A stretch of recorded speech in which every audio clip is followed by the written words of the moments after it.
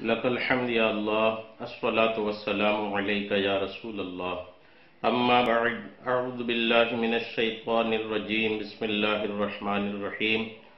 قرآن پاک کی تفسیر میں ہم آپ کا استقبال کرتے ہیں اور سورہ فاتحہ کی تفسیر ہمارے درس کے سلسلے میں جاری ہے۔ سورہ فاتحہ کی آیت نمبر 1 سے لے کر 3 تک بسم اللہ کی تفسیر کے ساتھ آپ نے پچھلے بیان میں ملاحظہ کیا تھا۔ آج انشاءاللہ سورہ فاتحہ کی آیت نمبر 4 سے ہمارے درس کی شروعات ہو رہی ہے، بیان کی ابتدا ہو رہی ہے۔ اللہ تبارک و تعالی ہم سب کو قرآن پاک کی تفسیر سمجھنے، اس پہ عمل کرنے کی توفیق عطا فرمائے۔ سورہ فاتحہ کی آیت نمبر 4 ہے، ایاک نعبد و ایاک نستعین۔ ترجمہ کنز ایمان، ہم تجھی کو پوجیں اور تجھی سے مدد چاہیں۔ ایاک نعبد و ایاک نستعین، ہم تیری ہی عبادت کرتے ہیں اور تجھی سے مدد چاہتے ہیں۔ اس سے پہلی آیات میں بیان ہوا کہ ہر طرح کی حمد و ثنا کا حقیقی مستحق اللہ تعالی ہے، جو کہ سب جہانوں کا پالنے والا، بہت مہربان اور رحم فرمانے والا ہے۔ اور اس آیت سے بندوں کو سکھایا جا رہا ہے کہ اللہ تعالی کی بارگاہ میں اپنی بندگی کا اظہار یوں کرو کہ اے اللہ عز و جل، ہم صرف تیری ہی عبادت کرتے ہیں، کیونکہ عبادت کا مستحق یعنی حقدار صرف تو ہی ہے، اور تیرے علاوہ اور کوئی اس لائق ہی نہیں کہ اس کی عبادت کی جا سکے، اور حقیقی مدد کرنے والا بھی تو ہی ہے۔ تیری اجازت اور مرضی کے بغیر کوئی کسی قسم کی ظاہری، باطنی، جسمانی، روحانی، چھوٹی بڑی کوئی مدد نہیں کر سکتا۔ عبادت اور تعظیم میں فرق ہے۔ عبادت اللہ کی ہی ہے، صرف اللہ ہی کی عبادت ہے۔ تعظیم جو ہے وہ الحمدللہ بہت ساری شخصیات کا اور متبرک چیزوں کی تعظیم کی جا سکتی ہے۔ تو عبادت اور تعظیم میں فرق کیا ہے، مفسرین نے جو لکھا ہے وہ آپ ملاحظہ کریں۔ عبادت کا مفہوم بہت واضح ہے، سمجھنے کے لیے اتنا ہی کافی ہے کہ کسی کو عبادت کے لائق سمجھتے ہوئے اس کی کسی قسم کی تعظیم کرنا عبادت کہلاتا ہے۔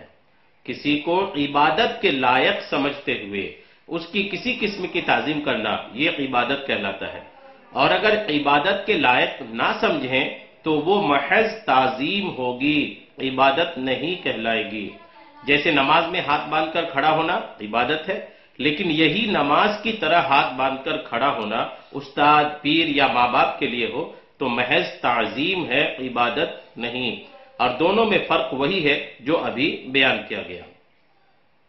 قرآن پاک کی اس سورہ فاتحہ کی اس آیت نمبر 4 میں اللہ تبارک و تعالی نے جمع کے صیغے کو استعمال فرمایا ہے کہ اس آیت میں جمع کے صیغے ہیں، جیسے ہم تیری ہی عبادت کرتے ہیں۔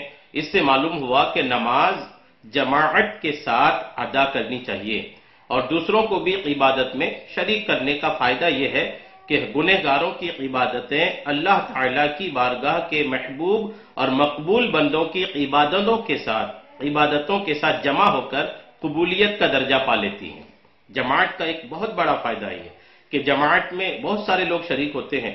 اگر ان شرکاء میں کچھ گنہگار ہیں، کچھ نیکوکار ہیں، اگر اللہ تبارک و تعالیٰ کسی ان عابدین میں سے جمع ہو کر عبادت کرنے والوں میں سے کسی ایک کی بھی عبادت اللہ نے اگر قبول کیا نا تو اس کے صدقے سب کی عبادتیں قبول ہو جاتی ہیں۔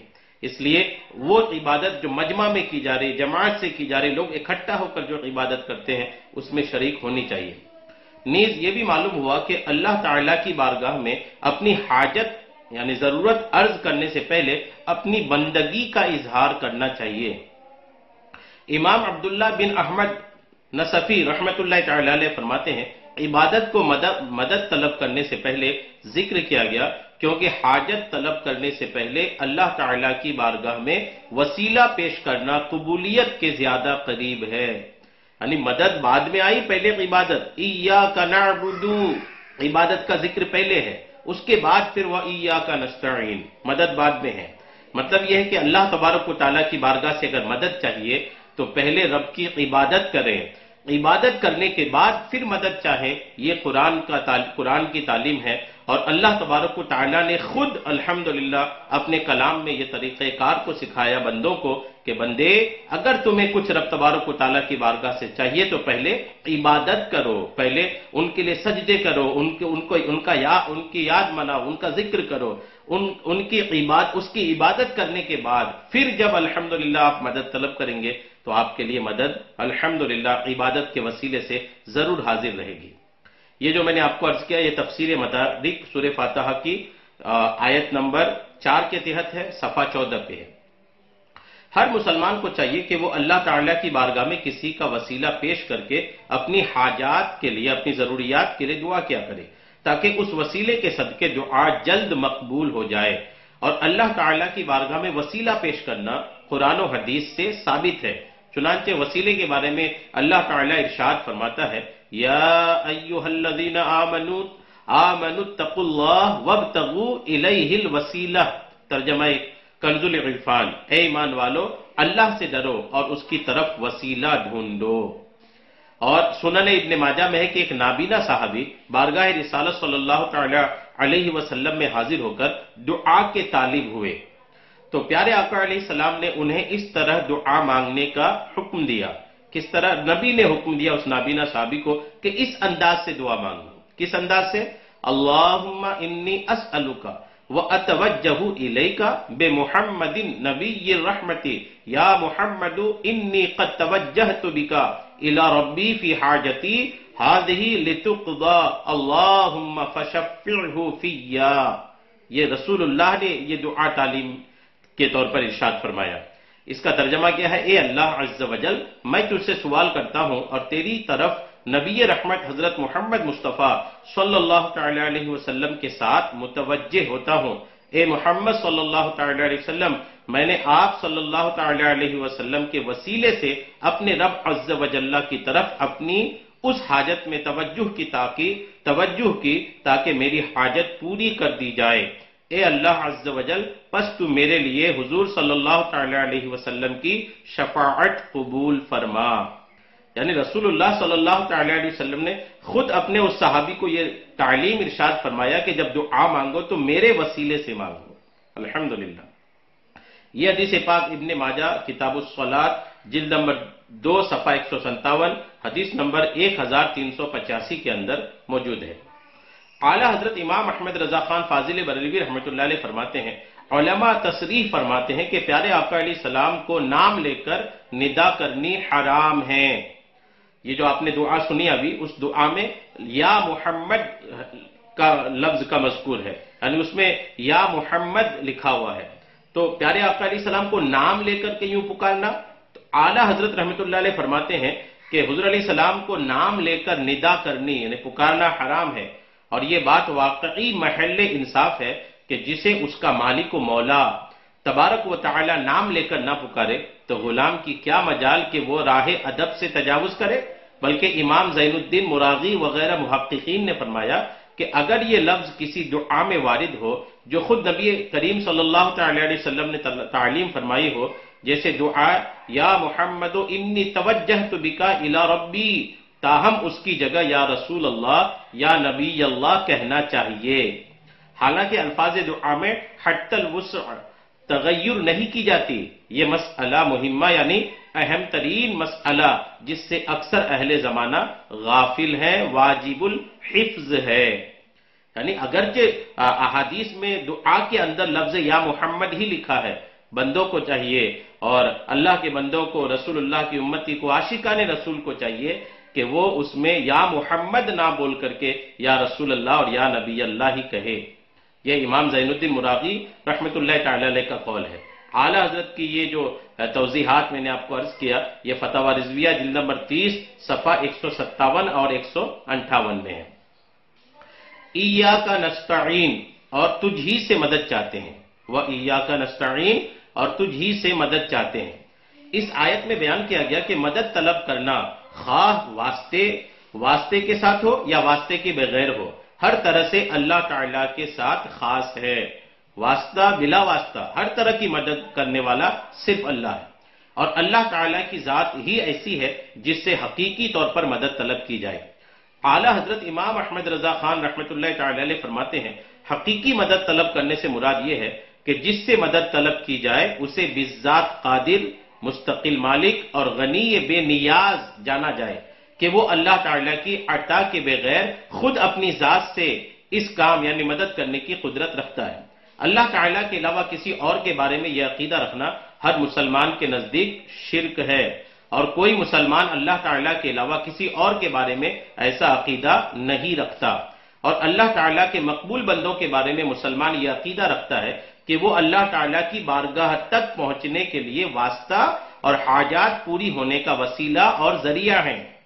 تو جس طرح حقیقی وجود کے کسی کے پیدا کیے بغیر خود اپنی ذات سے موجود ہونا اللہ تعالیٰ کے ساتھ خاص ہے، اس کے باوجود کسی کو موجود کہنا اس وقت تک شرک نہیں جب تک کہ وہی حقیقی وجود مراد نہ لیا جائے۔ یوں ہی حقیقی علم کہ کسی کی عطا کے بغیر خود اپنی ذات سے ہو، اور حقیقی تعلیم کہ کسی چیز کی محتاجی کے بغیر از خود کسی کو سکھانا اللہ تعالیٰ کے ساتھ خاص ہے، اس کے باوجود دوسرے کو عالم کہنا یا اس سے علم طلب کرنا اس وقت تک شرک نہیں ہو سکتا جب تک کہ وہی اصلی معنی مقصود نہ ہو۔ تو اسی طرح کسی سے مدد طلب کرنے کا جو معاملہ ہے کہ اس کا حقیقی معنی اللہ تعالیٰ کے ساتھ خاص ہے، اور وسیلہ و واسطہ کے معنی میں اللہ تعالیٰ کے علاوہ کے لیے بھی ثابت ہے، اور حق ہے، بلکہ یہ معنی تو غیر خدا ہی کے لیے خاص ہے، کیونکہ اللہ تعالیٰ وسیلہ اور واسطہ بننے سے پاک ہے۔ اس سے اوپر کون ہے کہ یہ اس کی طرف وسیلہ ہوگا، اور اس کے سوا حقیقی حاجت روا کون ہے کہ یہ بیچ میں واسطہ بنے گا۔ بد مذہبوں کی طرف سے ہونے والے ایک اعتراض ذکر کر کے اس کے جواب میں فرماتے ہیں، یہ نہیں ہو سکتا کہ خدا سے توسل کر کے اسے کسی کے یہاں وسیلہ اور ذریعہ بنایا جائے۔ اس وسیلہ بننے کو ہم اولیاء کرام سے مانگتے ہیں کہ وہ دربار الہی میں ہمارا وسیلہ، ذریعہ اور قضاء حاجات کا واسطہ ہو جائے۔ اس بے وقوفی کے سوال کا جواب اللہ تعالیٰ نے اس آیت کریمہ میں دیا ہے کہ اللہ تبارک و تعالیٰ نے فرمایا وَلَوْ أَنَّهُمْ إِذْ ظَلَمُوا أَنفُسَهُمْ جَاءُوكَ فَاسْتَغْفَرُوا اللَّهَ وَاسْتَغْفَرَ لَهُمُ الرَّسُولُ لَوَجَدُوا اللَّهَ تَوَّابًا رَحِيمًا۔ سورہ نساء آیت نمبر 64۔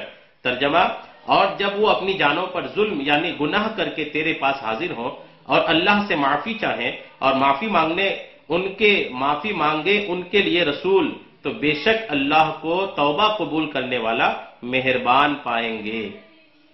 کیا اللہ تعالیٰ اپنے آپ نہیں بخش سکتا تھا؟ پھر کیوں یہ فرمایا کہ اے نبی تیرے پاس حاضر ہوں اور تو اللہ سے ان کی بخشش چاہے تو یہ دولت و نعمت پائیں؟ یہی ہمارا مطلب ہے جو قرآن کی آیت صاف بتا رہی ہے۔ اعلیٰ حضرت کی جو توضیحات میں نے آپ کو عرض کی، یہ فتاوی رضویہ جلد نمبر 21 صفحہ 304 سے 305 تک مذکور ہے۔ زیر تفسیر آیت کریمہ کے بارے میں مزید تفصیل جاننے کے لیے فتاوی رضویہ کی جلد نمبر 21 میں موجود اعلیٰ حضرت رحمۃ اللہ علیہ کا رسالہ برکات الامداد لأہل الاستمداد کا مطالعہ فرمائیں۔ یاد رہے کہ اللہ تعالیٰ اپنے بندوں کو دوسروں کی مدد کرنے کا اختیار دیتا ہے، اور اس اختیار کی بنا پر ان بندوں کا مدد کرنا اللہ تعالیٰ ہی کا مدد کرنا ہوتا ہے۔ جیسے غزوہ بدر میں فرشتوں نے آ کر صحابہ کرام رضی اللہ تعالی عنہم کی مدد کی، لیکن اللہ تعالیٰ نے فرمایا لَقَدْ نَصَرَكُمُ اللَّهُ بِبَدْرٍ وَأَنْتُمْ أَذِلَّةٌ، اور بے شک اللہ نے بدر میں تمہاری مدد کی جب تم بالکل بے سر و سامان تھے۔ یہ جنگ بدر میں تو فرشتے تشریف لائے تھے نا، جنگ بدر میں فرشتے آئے تھے، فرشتوں کی مدد کو اللہ تبارک و تعالیٰ نے اپنی مدد فرمایا۔ یعنی اللہ کی عطا سے اگر کوئی بندہ کوئی دوسرا بھی مدد کرتا ہے تو وہ بھی مدد حقیقی طور پر خدا کی ہی ہوتی ہے۔ یہاں فرشتوں کی مدد کو اللہ تعالیٰ کی مدد کہا گیا، اس کی وجہ یہی ہے کہ فرشتوں کو مدد کرنے کا اختیار اللہ تعالیٰ کے دینے سے ہے، تو حقیقتاً یہ اللہ تعالیٰ ہی کی مدد ہوئی۔ یہی معاملہ انبیاء کرام علیہم الصلاۃ والسلام اور اولیاء عظام رحمت اللہ تعالی علیہم کا ہے کہ وہ اللہ عز و جل کی عطا سے مدد کرتے ہیں، اور حقیقتاً وہ مدد اللہ تعالیٰ کی ہی ہوتی ہے۔ جیسے حضرت سلیمان علیہ السلام نے اپنے وزیر حضرت آصف بن برخیا رضی اللہ تعالی عنہ سے تخت لانے کا فرمایا، اور انہوں نے پلک جھپکنے میں تخت حاضر کر دیا۔ اس پر انہوں نے فرمایا ھذا من فضل ربی، یہ میرے رب کے فضل سے ہے۔ اور تاجدار رسالت صلی اللہ تعالی علیہ وسلم کی سیرت مبارکہ میں مدد کرنے کی تو اتنی مثالیں موجود ہیں کہ اگر سب جمع کی جائیں تو ایک ضخیم کتاب مرتب ہو سکتی ہیں۔ ان میں سے چند مثالیں یہ ہیں۔ صحیح بخاری میں ہے کہ نبی کریم صلی اللہ تعالی علیہ وسلم نے تھوڑے سے کھانے سے پورے لشکر کو سیراب کر دیا۔ بخاری شریف کتاب المغازی جلد نمبر 3 کے اندر حدیث نمبر 4101 میں یہ حدیث پاک موجود ہے۔ اور پیارے آقا علیہ السلام نے دودھ کے ایک پیالے سے 70 صحابہ کو سیراب کر دیا۔ بخاری شریف کتاب الرقاق جلد نمبر 4 صفحہ 234 حدیث نمبر 6452 کے اندر یہ موجود ہے۔ اور پیارے آقا علیہ السلام نے انگلیوں سے پانی کے چشمے جاری کر کے 1400 یا اس سے بھی زائد افراد کو سیراب کر دیا۔ یہ بخاری شریف کتاب المغازی جلد نمبر 3 اور حدیث نمبر 4152 اور 4153 میں موجود ہے۔ اور پیارے آقا علیہ السلام لعاب دہن سے بہت سے لوگوں کو شفا عطا فرمائے، لعاب دہن سے بہت سے لوگوں کو شفا عطا فرمائے۔ الخصائص الکبریٰ کے اندر جلد نمبر 2 صفحہ 115 اور 116 کے اندر الحمدللہ 115 سے 118 کے اندر اس طرح کے خصوصیات موجود ہیں کہ جس میں آقا علیہ السلام کے لعاب دہن سے لوگوں کو شفا ملی ہے۔ اور یہ تمام مددیں چونکہ اللہ تعالیٰ کی عطا کردہ طاقت سے تھی، لہٰذا سب اللہ تعالیٰ ہی کی مددیں ہیں۔ اس بارے میں مزید تفصیل کے لیے فتاوی رضویہ کی 30ویں جلد میں موجود اعلیٰ حضرت امام اہل سنت مولانا شاہ امام احمد رضا خان رحمۃ اللہ تعالی علیہ کے رسالے الامن والعلا کا مطالعہ فرمائیں۔ اہدنا الصراط المستقیم آیت نمبر 5 سورہ فاتحہ کی آیت نمبر 5، ہم کو سیدھا راستہ چلا۔ ترجمہ کنز الایمان، اہدنا الصراط المستقیم، اللہ تعالیٰ کی ذات و صفات کی معرفت کے بعد اس کی عبادت اور حقیقی مددگار ہونے کا ذکر کیا گیا، اور اب یہاں سے ایک دعا سکھائی جا رہی ہے کہ بندہ یوں عرض کرے، اے اللہ عز و جل، تو نے اپنی توفیق سے ہمیں سیدھا راستہ دکھا دیا، اب ہماری اس راستے کی طرف ہدایت میں اضافہ فرما اور ہمیں اس پر ثابت قدم رکھ۔ صراط مستقیم کیا ہے؟ صراط مستقیم سے مراد عقائد کا سیدھا راستہ ہے جس پر تمام انبیاء کرام علیہم الصلوۃ والسلام چلے، یا اس سے مراد اسلام کا سیدھا راستہ ہے جس پر صحابہ کرام رضی اللہ تعالی عنہم، بزرگان دین اور اولیاء اعظام رحمت اللہ تعالی علیہم چلے، جیسا کہ اگلی آیت میں موجود بھی ہے۔ اور یہ راستہ اہل سنت کا ہے کہ آج تک اولیاء کرام رحمت اللہ تعالی علیہم صرف اسی مسلک اہل سنت میں گزرے ہیں، اور اللہ تعالیٰ نے انہی کے راستے پر چلنے اور انہی کے ساتھ ہونے کا فرمایا ہے۔ فرمان باری تعالیٰ ہے، یا ایھا الذین آمنوا اتقوا اللہ وکونوا مع الصادقین۔ ترجمہ، اے ایمان والو، اللہ سے ڈرو اور سچوں کے ساتھ ہو جاؤ۔ سورہ توبہ آیت نمبر 119۔ اور حضرت انس رضی اللہ تعالیٰ عنہ سے روایت ہے، سید المرسلین صلی اللہ تعالیٰ علیہ وسلم نے ارشاد فرمایا، بے شک میری امت کبھی گمراہی پر جمع نہیں ہوگی، اور جب تم لوگوں میں اختلاف دیکھو تو تم پر لازم ہے کہ سواد اعظم یعنی مسلمانوں کے بڑے گروہ کے ساتھ ہو جاؤ۔ ابن ماجہ کتاب الفتن جلد نمبر 4 صفحہ نمبر 327 کے اندر یہ حدیث پاک موجود ہے۔ حضرت عبداللہ ابن عمر رضی اللہ تعالی عنہما سے روایت ہے، نبی اکرم صلی اللہ تعالی علیہ وسلم نے ارشاد فرمایا، بنی اسرائیل 72 فرقوں میں تقسیم ہو گئے تھے، اور میری امت 73 فرقوں میں تقسیم ہو جائے گی، ان میں سے ایک کے علاوہ سب جہنم میں جائیں گے۔ صحابہ کرام رضی اللہ تعالی عنہم نے عرض کیا، رسول اللہ صلی اللہ تعالی علیہ وسلم، نجات پانے والا فرقہ کون سا ہے؟ تو آقا نے ارشاد فرمایا، وہ اس طریقے پر ہوگا جس پر میں اور میرے صحابہ ہیں۔ ترمذی کتاب الایمان جلد نمبر 4 صفحہ 291 سے 292 حدیث نمبر 2650 میں یہ حدیث پاک موجود ہے۔ ہدایت حاصل کرنے کے ذریعے کون کون سے ہیں؟ یاد رہے کہ اللہ تعالیٰ نے ہدایت حاصل کرنے کے بہت سے ذرائع عطا فرمائے ہیں، ان میں سے چند یہ ہیں۔ انسان کی ظاہری باطنی صلاحیتیں جنہیں استعمال کر کے وہ ہدایت حاصل کر سکتا ہے۔ آسمان و زمینوں میں اللہ تعالیٰ کی قدرت و وحدانیت پر دلالت کرنے والی نشانیاں جن میں غور و فکر کر کے انسان ہدایت پا سکتا ہے۔ اللہ تعالیٰ کی نازل کردہ کتابیں، ان میں سے تورات، انجیل اور زبور، قرآن پاک نازل ہونے سے پہلے لوگوں کے لیے ہدایت کا باعث تھیں، اور اب قرآن مجید لوگوں کے لیے ہدایت حاصل کرنے کا ذریعہ ہے۔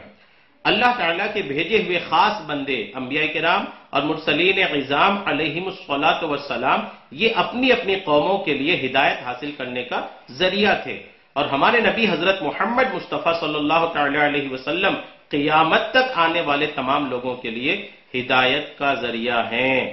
الحمدللہ، اس آیت سے 3 باتیں معلوم ہوئی۔ پہلی، ہر مسلمان کو اللہ تعالیٰ سے سیدھا راستہ پر ثابت قدمی کی دعا مانگنی چاہیے، کیونکہ سیدھا راستہ منزل مقصود تک پہنچا دیتا ہے اور ٹیڑھا راستہ مقصود تک نہیں پہنچاتا۔ اللہ تعالیٰ ارشاد فرماتا ہے کہ عقل والے اس طرح دعا مانگتے ہیں، ربنا لا تزغ قلوبنا بعد اذ ہدیتنا وہب لنا من لدنک رحمہ انک انت الوہاب۔ آل عمران آیت نمبر 8۔ اللہ فرماتا ہے اے ہمارے رب، تو نے ہمیں ہدایت عطا فرمائی ہے، اس کے بعد ہمارے دلوں کو ٹیڑھا نہ کر اور ہمیں اپنے پاس سے رحمت عطا فرما، بے شک تو بڑا عطا فرمانے والا ہے۔ اور حضرت انس رضی اللہ تعالیٰ عنہ فرماتے ہیں حضور پر نور صلی اللہ تعالیٰ علیہ وسلم کثرت سے یہ دعا فرمایا کرتے تھے، یا مقلب القلوب ثبت قلبی علی دینک، اے دلوں کو پھیرنے والے میرے دل کو اپنے دین پر ثابت قدم رکھ۔ تو میں نے عرض کی یا رسول اللہ صلی اللہ تعالیٰ علیہ وسلم، ہم آپ پر اور جو کچھ آپ لائے ہیں اس پر ایمان رکھتے ہیں، تو کیا آپ کو ہمارے بارے میں کوئی خوف ہے؟ پیارے آقا علیہ السلام نے ارشاد فرمایا ہاں، بے شک دل اللہ تعالیٰ کی شان کے لائق اس کی انگلیوں میں سے 2 انگلیوں کے درمیان ہے، وہ جیسے چاہتا ہے انہیں پھیر دیتا ہے۔ ترمذی کتاب القدر میں یہ حدیث پاک ہے، حدیث نمبر 2147 ہے۔ عبادت کرنے کے بعد بندے کو دعا میں مشغول ہونی چاہیے، یعنی پہلے عبادت ہو اس کے بعد دعا میں مصروف ہونی چاہیے۔ صرف اپنے لیے دعا نہیں مانگنی چاہیے بلکہ سب مسلمانوں کے لیے دعا مانگنی چاہیے کہ اس طرح دعا زیادہ قبول ہوتی ہے۔ سورہ فاتحہ کی آخری آیت صراط الذین انعمت علیہم غیر المغضوب علیہم ولا الضالین، ترجمہ کنز الایمان، راستہ ان کا جن پر تو نے احسان کیا، نہ ان کا جن پر غضب ہوا اور نہ بہکے ہواؤں کا۔